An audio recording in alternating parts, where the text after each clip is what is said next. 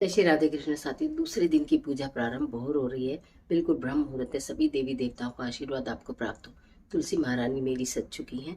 शालिग्राम जी को बिठाएंगे। पूजा सामग्री दिखा के आज के दिन की कथा प्रारंभ करती हूँ। माता रानी को चुन्नी और चूड़ी पहना दी गई है और ये मेहंदी है, ये बिंदी है माता रानी के लिए, ये कलावा पहनाया जाएगा और ये नेल पेंट है। मतलब बाद में पूजा की इसकी श्रृंगार की सामग्री का क्या करें, आप घर में तुलसी विवाह कर रहे हैं तो फिर उसे आप स्वयं में यूज़ कीजिए, खुद इस्तेमाल कर सकते हैं।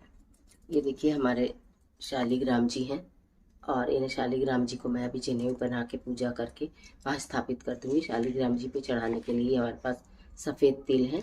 ठीक है, माता रानी को चावल चढ़ेंगे और उसके बाद अब देखिए भोग लगाने के लिए हमने ये लिया है। ये आप कुछ भी ले सकते हैं, वैसे तो ये थोड़ी सी मिठाई है और फल है। और अब खास चीज़ वो देखिए जो आपको मैंने पहले बताई थी आपके पास होनी चाहिए। मिट्टी के दिए में ही शहद लिया है क्योंकि आज यहीं पर अर्पित करेंगे। थोड़ा सा मैंने दूध लिया है और थोड़ा सा मैंने ये हल्दी वाला लिया है। थोड़ी सी हल्दी लगा लीजिए आप। तो ये सारी सामग्री है पूजा की। हम इसे पूजा को भी प्रारंभ करते हैं। जल हमारे पास है।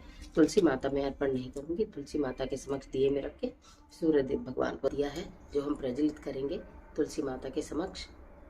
और एक ये 365 बाती का दिया है। मैंने आपको बताया था ना, बहुत आसानी से 365 बाती बन जाती हैं। तो प्रतिदिन सुबह शाम 365 बाती का दिया आप बना सकती हैं और जला सकते हैं। इस पर हल्दी और कुमकुम दोनों चीज़ लगी हुई हैं। आज चूंकि तुलसी जी का विवाह है तो तुलसी विवाह की कथा करेंगे। एक समय की बात है, एक अत्यंत बलशाली राक्षस था जलंधर, जिसकी पत्नी थी वृंदा। वो अत्यंत पतिव्रता थी।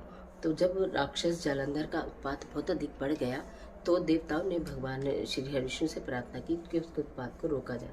उसके उत्पात को रोकने के लिए भगवान श्री हरिविष्णु जलंधर का ही रूप धरकर, माया रूपी रूप धरकर वृंदा के पास पहुंचे और उनका सत्यत्व भंग कर दिया, जिससे कि युद्ध कर रहे जालंधर की मृत्यु हुई। जब युद्ध करते हुए जालंधर की मृत्यु हो गई तो वृंदा ने भगवान श्री विष्णु को श्राप दिया और वो पत्थर के हो गए। यानी कि जो हम शालिग्राम रूप में पूजा करते हैं वो वृंदा द्वारा श्रापित ये वही भगवान श्री हरि विष्णु है।